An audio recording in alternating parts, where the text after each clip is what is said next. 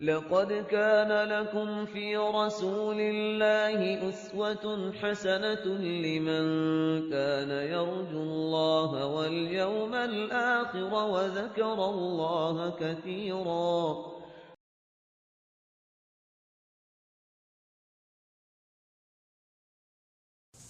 نحمده ونصلي على رسوله الكريم اما بعد فاعوذ بالله من الشيطان الرجيم بسم الله الرحمن الرحيم رب اشرح لي صدري ويسر لي امري واحلل عقدة من لساني يفقهوا قولي.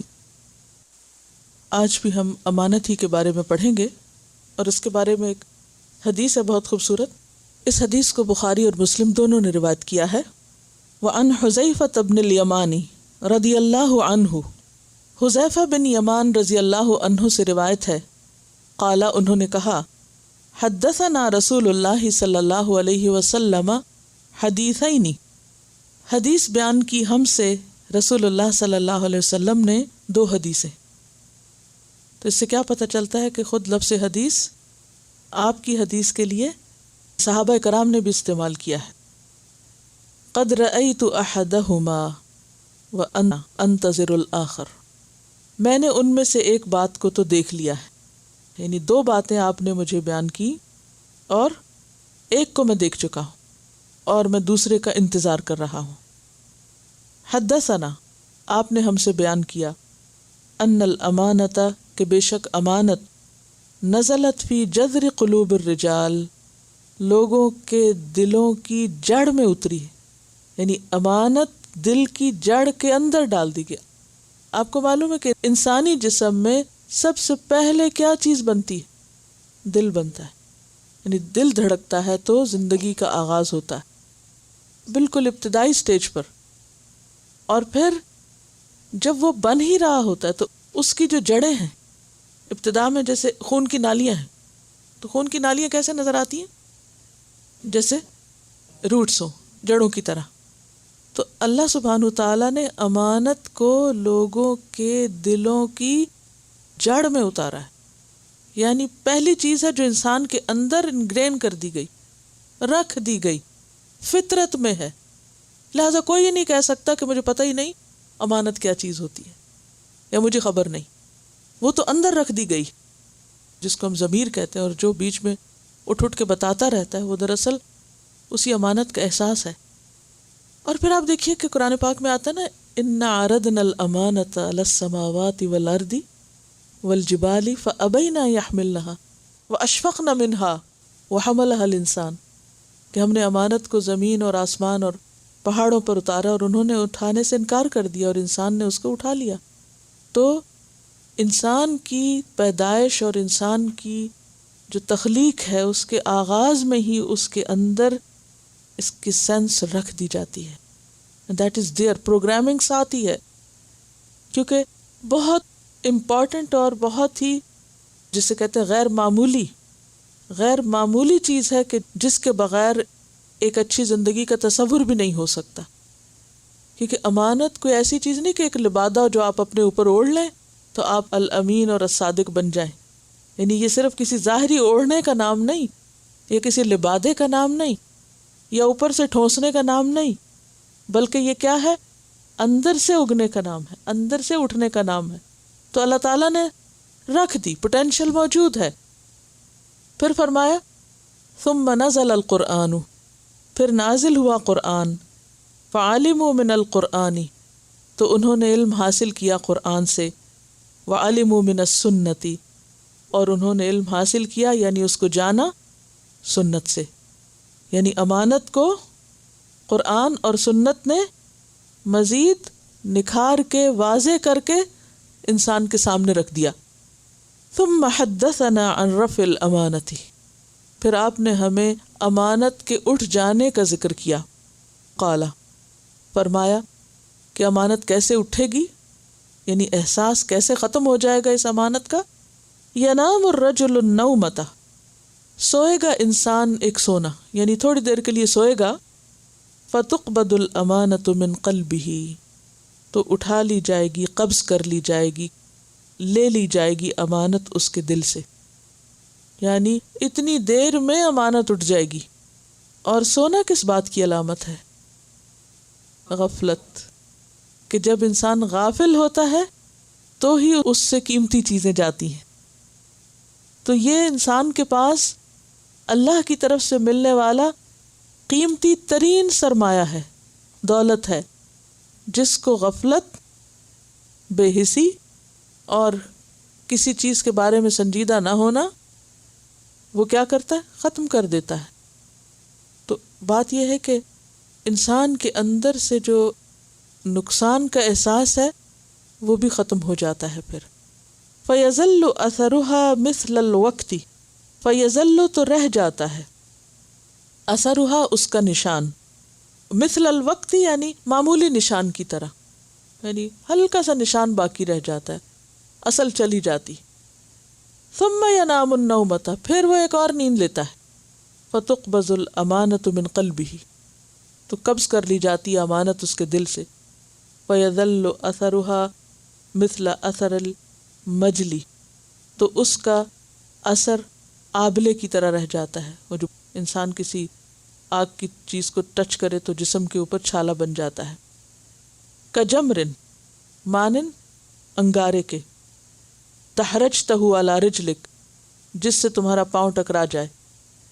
فنفذ، تو وہ پھول جاتا ہے. فتراہ منتبرن، تو تم اس کو ایک پھپھولے کی طرح دیکھتے ہو، ابھرا ہوا دیکھتے ہو. ولیس فیہ شیء، حالانکہ اس میں کوئی چیز نہیں ہوتی. وہ کیا ہوتا ہے؟ پانی ہوتا ہے. تو پھپھولا کیا ہوتا ہے؟ ہلکا سا بھی اس کو کچھ کریک لگے، کوئی چیز لگے، کوئی پرک لگے تو وہ سب کچھ نکل جاتا ہے، اور باقی کیا رہ جاتا ہے؟ اسکن سوکھ کے ہٹ جاتی ہے، اتر جاتی ہے. تو امانت کے جانے سے کیا جاتا ہے بتائیے؟ ایمان جاتا ہے. اور ایمان کے جانے پر کسی کو کوئی تکلیف ہی نہ ہو، کوئی پریشانی ہی نہ ہو، تو یہ کب ہو سکتا ہے؟ جب انسان پوری طرح بے حس ہو جائے. اور یہ بے حسی کیا ہے؟ غفلت کی نیند. تو حدیث میں کیا آتا ہے کہ امانت کس طرح اٹھا لی جائے گی؟ کہ جیسے تم انگارے کو اپنے پاؤں پہ لڑکاؤ تو اس پہ آبلہ نمودار ہو جائے، بس تم اسے ابھرا ہوا دیکھتے ہو مگر اس میں کوئی چیز نہیں ہوتی. پھر آپ نے ایک کنکری لی اور اسے پاؤں پہ لڑکایا، یعنی آپ نے کنکری اٹھا کے تو انگارے کی طرح یعنی عمل کر کے دکھایا کہ کیسے ٹچ کر کے گرتی ہے. بس لوگ اس طرح ہو جائیں گے کہ آپس میں خرید و فروخت کرتے ہوں گے مگر ان میں کوئی امانت ادا کرنے کے قریب بھی نہ پھٹکے گا. یہاں تک کہا جائے گا کہ فلاں شخص لوگوں میں ایک امانت دار آدمی ہے. یہاں تک کہا جائے گا کہ کتنا مضبوط ہے، ہوشیار ہے، عقل مند ہے، حالانکہ اس کے دل میں ایک رائی کے دانے برابر بھی ایمان نہ ہوگا. یعنی بظاہر دیکھنے میں وہ شخص دوسروں کی مناسبت سے بہت بہتر نظر آتا ہوگا، لیکن جب اس سے معاملہ کیا جائے گا تو اس کے اندر کوئی امانت نہ ہوگی. حضرت حذیفہ فرماتے ہیں کہ مجھ پر ایک ایسا زمانہ بھی گزرا کہ میں پرواہ نہ کرتا تھا کہ مجھ سے کس نے خرید و فروخت کی، بشرطے کہ وہ مسلمان ہوتا، اس لیے کہ اس کا دین مجھ پر میری چیز کو ضرور واپس کر دے گا، اور اگر وہ یہودی یا عیسائی ہوتا تو اس کا کارندہ مجھے میری چیز واپس کر دے گا. مگر آج کل تو میں صرف فلاں اور فلاں سے ہی خرید و فروخت کا معاملہ کرتا ہوں. یہ آپ کی وفات کے 30-35 سال بعد کی بات کر رہے ہیں وہ، کہ لوگوں کے اندر سے امانت اٹھتی جا رہی ہے. تو گویا یہ پہلی چیز ہے کہ جو لوگوں کے اندر سے اٹھتی ہے، کیونکہ جب ضمیر مردہ ہوتا ہے، امانت اٹھتی ہے، بے حسی آتی ہے، تو انسان کو پھر اچھے اور برے کے درمیان فرق نظر نہیں آتا. پھر وہ غلطی کرتا بھی ہے اور اس کو اپنی غلطی نظر نہیں آتی، اور اس طرح وہ کسی بھی معاملے میں کھرا نہیں ہوتا، کسی بھی کام کو سنجیدگی سے نہیں لیتا. اور جیسا کہ پیچھے بھی ہم نے پڑھا تھا کہ امانت کا تعلق حقوق اللہ سے بھی ہے اور حقوق العباد سے بھی. حقوق اللہ میں سب سے پہلے نماز آتی ہے، نماز سے پہلے طہارت آتی ہے. بہت سے لوگ وضو صحیح طور پر نہیں کرتے، جبکہ ہمیں معلوم ہے کہ وضو کے جو فرائض ہیں ان میں سے اگر بال برابر بھی جگہ خشک رہ جائے تو کیا ہوتا ہے؟ وضو نہیں ہوتا، طہارت نہیں ہوتی، اور اگر طہارت نہ ہو تو نماز ہی نہیں ہوتی. آپ ایک سروے کر کے دیکھ لیجئے کتنے فیصد لوگوں کو صحیح وضو کرنا آتا ہے، اور واقعی وہ اس بات میں احتیاط برتتے ہوں کہ جو کچھ وہ دھو رہے ہیں وہ پوری طرح دھل جائے اور کوئی بال برابر جگہ خشک نہ رہے. بہت سے لوگ مثلا نیل پالش لگا لیتے ہیں اور وہ کہتے ہیں کیا فرق پڑتا ہے, دل اچھا ہونا چاہیے, نیت نیک ہونی چاہیے. دین اتنا ریجڈ نہیں ہے کہ چھوٹی چھوٹی باتوں پہ فس کریٹ کر دے. بات یہ ہے کہ ہمیں ایک کام کرنے کو کہا گیا ہے اور اس میں کچھ بھی ایکسکلوڈ نہیں کیا گیا. یہ نہیں کہا گیا کہ ہاں اگر تم ہاتھوں پہ کچھ لگا لو گے اور اس کے اندر پانی اسکن پہ نہیں بھی جائے گا تو بھی تمہارا وضو ہو جائے گا. یہ تو فلسفہ ہم نے خود گھڑا نا اپنے دل کو مطمئن کرنے کے لیے. اور یہ مطمئن اسی وقت ہوتا ہے جب ہم اپنے ضمیر کو تھپکا کے سلا دیتے ہیں, بس ٹھیک ہے, کچھ نہیں ہوتا, میری نیت جتنی صاف ہے. اور اوپر سے شیطان آ کے ہمیں بہت مطمئن کر دیتا ہے کہ ہاں دیکھو تو تم فلاں اور فلاں سے کتنے اچھے ہو, فلاں کے اندر تو یہ بات بھی نہیں اور وہ بھی نہیں, لہٰذا تم اگر یہ اتنی چھوٹی سی بات کر بھی لوگے تو اس سے کوئی فرق نہیں پڑتا. پھر نماز کی باری آتی, کتنے لوگوں کو رکوع اور سجدہ صحیح طور پہ کرنا آتا ہو. فرائض کا معاملہ ہے. پھر اسی طرح زکوٰۃ دینے کا معاملہ ہے. کتنے لوگ باقاعدہ کیلکولیٹ کرتے اور ایک ایک چیز نکال کے رکھتے ہوں کہ ہاں ان سب چیزوں کو شامل کرنا ہے زکوٰۃ میں. بعض اوقات ہم زکوٰۃ دے دیتے ہیں, اچھا ہاں بینک میں اتنے رکھے ہوئے ہیں, وہ گولڈ اتنا, میرا خیال اتنا ہوگا, چلو ایک اندازہ کر لو. نہیں, یہ فریضے کا معاملہ ہے, آپ کو ایک ایک پائی جمع کرنی ہے اس میں. ہاں اس کے بعد آپ اوپر ایکسٹرا جتنا چاہیں دے دیں, وہ آپ کی خوشی ہے, لیکن حساب پورا کرنا ہے. مگر ہم کیوں نہیں کرتے حساب؟ کیا چیز روکتی ہے ہمیں؟ مال جمع کرنے کا شوق ہے, لیکن اس کو حساب کر کے اللہ کے راستے میں زکوٰۃ نکالنے کا شوق کیوں نہیں؟ کس چیز نے ہم کو غافل کر رکھا ہے؟ کیا وجہ ہے؟ بے حسی. ایک اللہ نے دین اتارا اور ایک ہم نے خود بنا رکھا ہے. کیسے؟ جھوٹی تسلیاں دے دے کے. اس سے بھی کوئی فرق نہیں پڑتا اور اس سے بھی کوئی فرق نہیں پڑتا. اس حدیث میں جو بخاری اور مسلم کی ہے, اس میں بنیادی وجہ امانت کے اٹھنے کی کیا ہے کہ امانت نہیں ہوتی جہاں غفلت ہے, کہ انسان سوتا ہے تو وہ اٹھا لی جاتی ہے. یعنی انسان جب ایک حصی نیند ہے نا, یعنی جسمانی نیند, اور ایک ایمانی نیند اور چیزوں کی پرواہ نہ کرنا کہ جیسے بھی ہو. مثلا روزہ ایک فرض عبادت, بہت سی خواتین مخصوص ایام میں روزہ نہیں رکھتی. کتنے لوگوں نے حساب کر لیا کہ میری زندگی میں کتنے روزے چھٹے ہیں؟ ہے کوئی حساب ہمارے پاس؟ یا ہم نے بیٹھ کے زحمت کی ہو اور کیلکولیشن کی ہو کہ ہاں اس ایئر سے میں بالغ ہوں اور میری عمومی عادت یہ رہی, اتنے رمضان گزر چکے, کیونکہ اگر 30 سال گزرے نا تو اس میں ہجری کیلنڈر کا 1 سال اور ایڈ کر لیں. اتنا ایکوریٹلی حساب بیٹھ کے کریں کہ اب تک کیا کچھ چھوڑا ہے, اس کو رکھنا ہے تو رکھ سکتے ہیں, یا اس کا کفارہ دینا ہے, یا اس کا کیا کرنا ہے, وہ تو فریضہ ہے, وہ تو ہمارے سر پہ لٹکا ہوا ہے. لیکن اس معاملے میں بھی بے حسی ہے. کیا مجھ پہ حج فرض ہے یا نہیں؟ بہت سے لوگ اس بات کو جاننے کی بھی زحمت نہیں کرتے کیونکہ ان کا کرنے کا کوئی پروگرام ہی نہیں. ہمیں بہت سی اور مجبوریاں اور ذمہ داریاں نظر آتی ہیں, لیکن یہ فریضہ ہے. کیوں نہیں جاننا چاہتے کہ ہم اس کیٹیگری میں فال کرتے ہیں یا نہیں جن پہ فریضہ ہے؟ وائے کیا روکے ہوئے ہم کو؟ ہم کرنا نہیں چاہتے تو ہم جاننا بھی نہیں چاہیں گے, کیونکہ جب ہمیں یہ احساس ہو کہ یہ کرنا ہے تو پھر ہم فوری طور پر معلومات حاصل کرنا شروع کر دیتے ہیں. یہ تو ہے فرائض کا معاملہ. اسی طرح حقوق کے معاملے میں بھی بہت سی چیزیں ہم کیوں نہیں جاننا چاہتے؟ کیونکہ ہم کرنا نہیں چاہتے. تو یہ تمام چیزیں امانت سے تعلق رکھتی ہیں, خواہ وہ معاملہ حقوق اللہ کا ہو یا وہ معاملہ حقوق العباد کا ہو.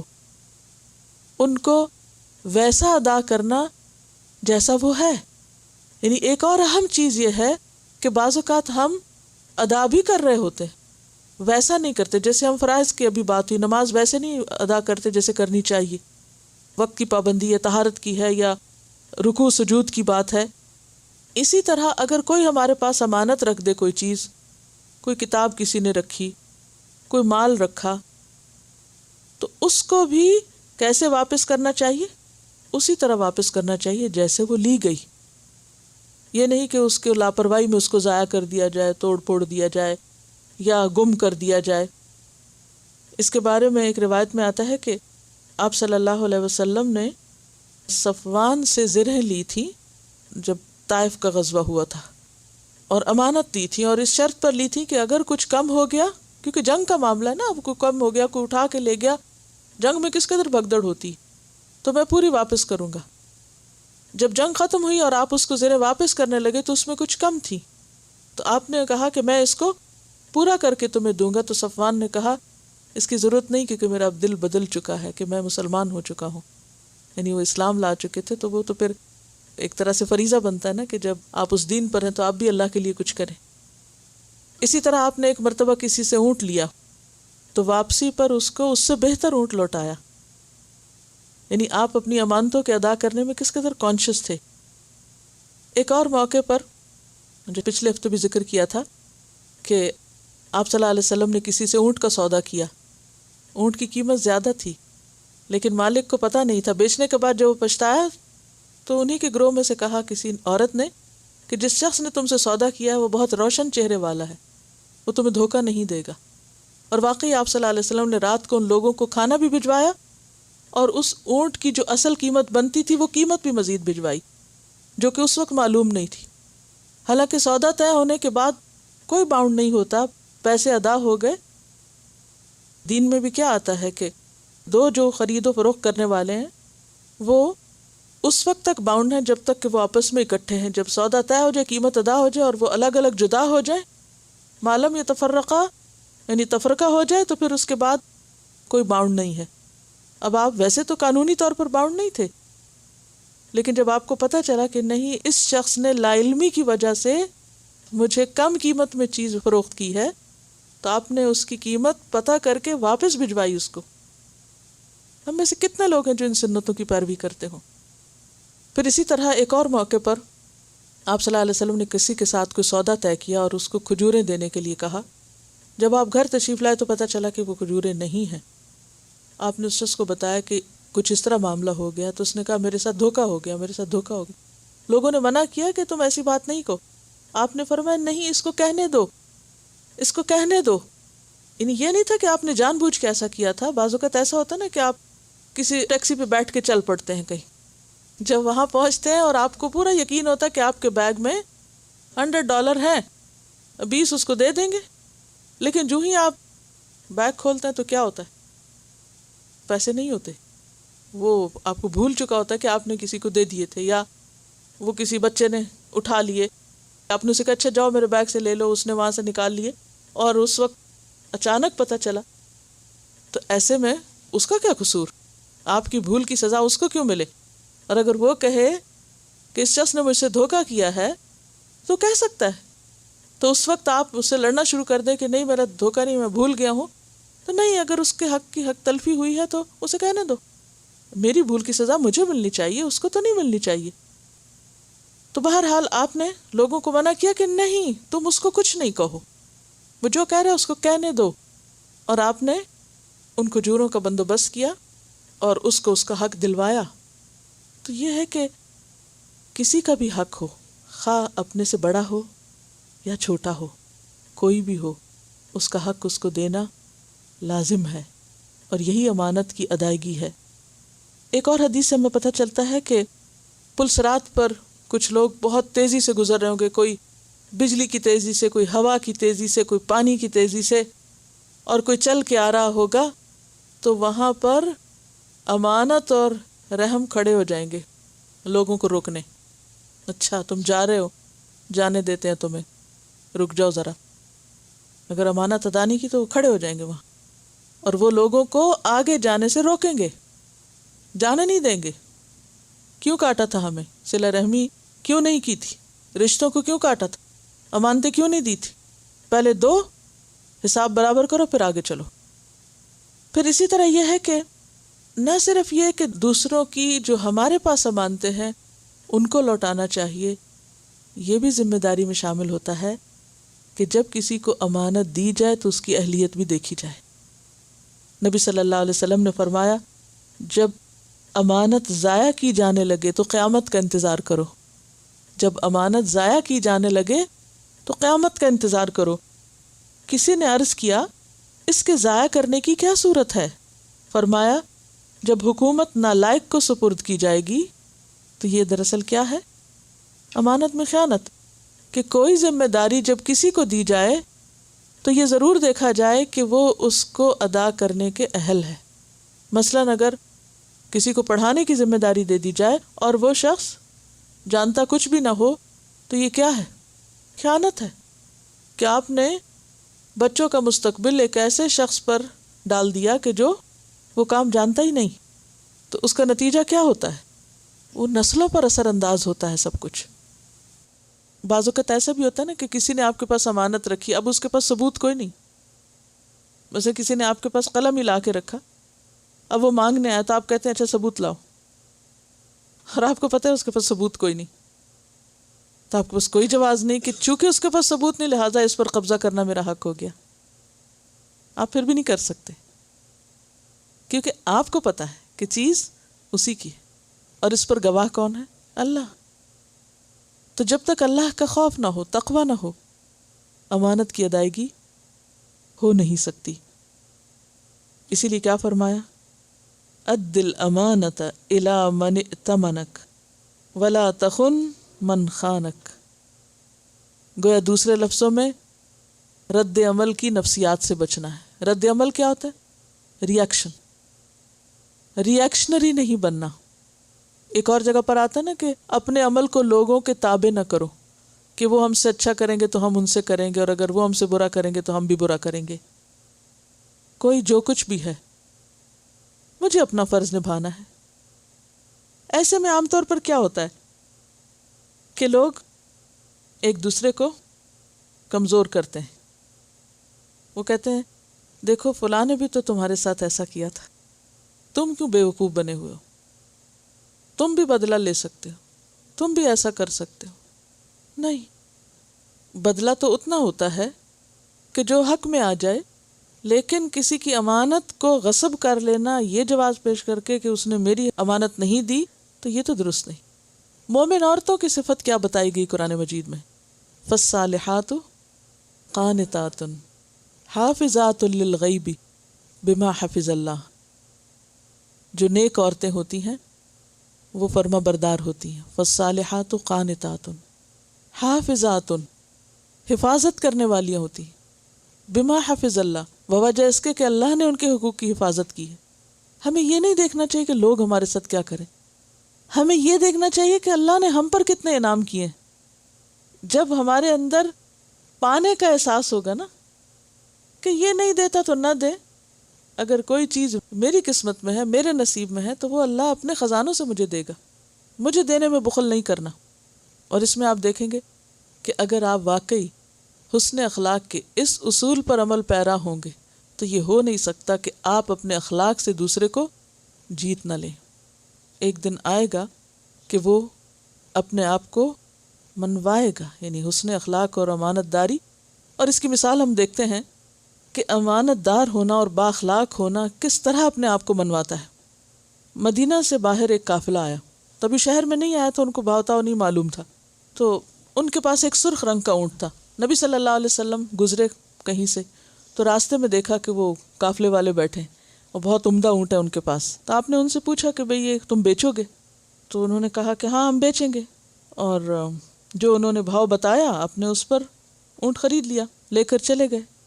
جب اونٹ نکل گیا ان کے ہاتھ سے تو ان لوگوں کو خیال آیا کہ یہ تو ہمارے ساتھ زیادتی ہو گئی، اس کی تو قیمت زیادہ تھی اور ہمیں تو پتہ ہی نہیں تھا. اور آپس میں ایک دوسرے کو جیسے عام طور پہ ایسے سودا ہو جائے تو ملامت کرنے لگے.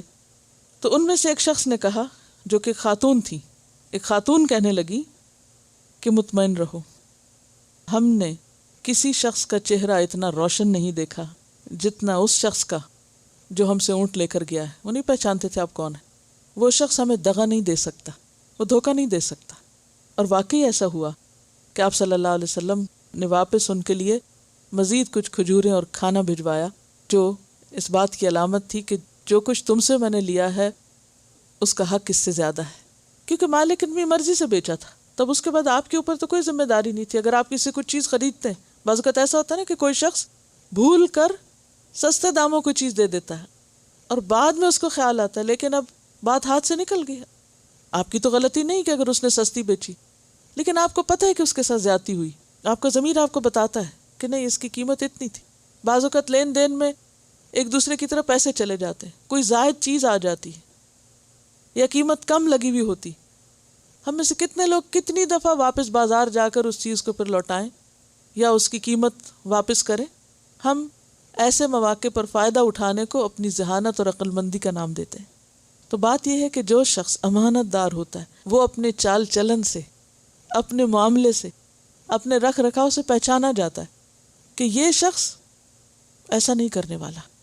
تو جب کوئی شخص زیادتی کے باوجود اپنا فرض پورا کر رہا ہے، یعنی جو آپ کی ذمہ داری وہ آپ پوری کرتے چلے جا رہے ہیں، دوسرا کرتا ہے یا نہیں، تو یہ ہو نہیں سکتا کہ آپ کے اس حسن معاملہ کو اور حسن اخلاق کو تسلیم نہ کیا جائے۔ دنیا میں بھی تسلیم کیا جاتا ہے، آپ ہی کا انکار کرنے والے آپ کو اپریشیٹ کرنے لگتے ہیں، اور پھر اللہ کے ہاں تو ہر چیز واضح ہے۔ بار بار آتا ہے قرآن پاک میں کہ جو کچھ تم کرتے ہو اللہ اس کو جانتا ہے، وہ اس کے بارے میں علم رکھتا ہے۔ تو خلاصہ گفتگو کیا ہے کہ امانت ایمان کا حصہ ہے۔ امانت کا معنی کیا؟ امانت کس کو کہتے ہیں؟ امانت وہ چیز جس کے آپ حقیقی مالک نہیں ہیں، وقتی طور پر آپ کو اس کی حفاظت کی ذمہ داری دی گئی ہے۔ امانت دار ہونا کیا ہوتا ہے کہ جب امانت واپس مانگی جائے تو جیسی ہے ویسی ہی لوٹا دی جائے۔ امانت کا اپوزٹ کیا ہے؟ خیانت۔ خیانت کا لفظی معنی کیا ہے؟ کمی کرنا، یعنی جس طرح آپ کے پاس امانت رکھی گئی اس کو ویسے نہیں لوٹایا، یا تو قدر میں کمی کر دی گئی، قیمت میں کمی کر دی گئی، یا اسے مس یوز کیا گیا۔ اور امانت کا تعلق کس کس چیز کے ساتھ ہے؟ قول، فعل اور عقیدہ سے۔ مزید حقوق کے معاملے میں کس کس کے حقوق کی ادائیگی کا نام امانت ہے؟ حقوق اللہ اور حقوق العباد۔ حقوق اللہ کی ادائیگی میں مثلاً کس کس چیز کو پورا کرنا امانت ہے؟ نماز، زکوٰۃ کی پوری ادائیگی، حج کی ادائیگی، یعنی جو بھی اللہ کے حقوق ہیں ان کو بر وقت ادا کر دینا اور جیسا کہا گیا ویسا ہی کرنا۔ اور حقوق العباد میں کس کس چیز کی ادائیگی امانت داری؟ جن کا بھی ہم پر حق ہے، خواہ ہمارے والدین ہیں۔ بعض اوقات لوگ کہتے ہیں نا ہمارے والدین نے ہمارے لیے کیا کیا کہ اب ہم ان کو پوچھیں، کہتے ہیں نا یہ انہوں نے آپ کو پیدا کیا، اگر کچھ بھی نہیں کیا تو پیدا کیا، یہ سب سے بڑی بات ہے۔ اور اس کے بعد اگر کچھ بھی نہیں کیا، مان لیتے ہیں آپ کی بات کہ آپ کو پیدا کر کے اٹھا کے پھینک آئے تھے کہیں، جو کہ کوئی بھی نہیں کرتا، اگر انہوں نے پھینک ہی دیا آپ کو، اب آپ ان کے چونکہ بچے ہیں تو آپ کے اوپر ذمہ داری کیا ہے؟ بھلے وہ کچھ بھی نہ کریں آپ کے لیے، آپ حسن سلوک کریں، کیونکہ بحیثیت اولاد آپ کی جو ذمہ داری ہے وہ آپ کو پوری کرنی ہے۔ اگر والدین نے نہیں بھی کیا تو بھی آپ کو کرنا ہے، بھلے والدین نے آپ پر ایک پیسہ خرچ نہیں کیا، اور اگر اللہ آپ کو دے تو آپ کی ذمہ داری کیا کہ جب وہ ضرورت مند ہو تو آپ ان کو دیں، کیونکہ ان کا حق ہے آپ پر۔ شوہر اور بیوی کے معاملے میں امانت داری کیا ہوگی؟ حقوق کی ادائیگی۔ عام طور پر خواتین کو شکایت ہوتی ہے کہ شوہر اچھا سلوک نہیں کرتے، ذمہ داری نہیں پورے کرتے۔ اکثر کہتے ہیں نا کہ وہ ذمہ داری نہیں پوری کرتے، خیال نہیں رکھتے، بچوں کی تعلیم و تربیت صحیح نہیں کر رہے، لیکن وہ اپنے حقوق مانگتے ہیں، جسمانی حقوق ہوں یا جو بھی ہوں۔ تو ایسے میں کیا عورت کو حق ہے کہ وہ انکار کر دے؟ نہیں کر سکتی انکار۔ کیوں؟ اس کے نفس، اس کی مزاج، اس کے دل کے بالکل خلاف ہے کہ وہ کسی ایسے شخص کو اس کا حق دے جو اس کو کوئی بھی حق نہیں دیتا، وہ کسی ایسے شخص کو خوش رکھے جو اس کو خوش نہیں کرتا، وہ کسی ایسے شخص کی ضرورت پوری کرے جو اس کی کوئی ضرورت پوری کرنے کی ذمہ داری نہیں لیتا۔ تو جب تک تعلق باقی ہے تو حق دینا ہی دینا ہے، چاہے وہ نہ دے، اس کا معاملہ رب کے ساتھ ہے۔ تو یہ تمام چیزیں معمولی نہیں ہیں جن کو ہم عام طور پر معمولی سمجھتے ہیں۔ اللہ تعالیٰ سے دعا ہے کہ وہ ہمیں صحیح معنوں میں امین بنائے اور امانتوں کو ادا کرنے کی توفیق دے اور ہمیں سچا ایمان نصیب کرے۔ وآخر دعوانا ان الحمد للہ رب العالمین۔ سبحانک اللہم و بحمدک اشہد ان لا الہ الا انت استغفرک و اتوب الیک۔ السلام علیکم و رحمۃ اللہ وبرکاتہ۔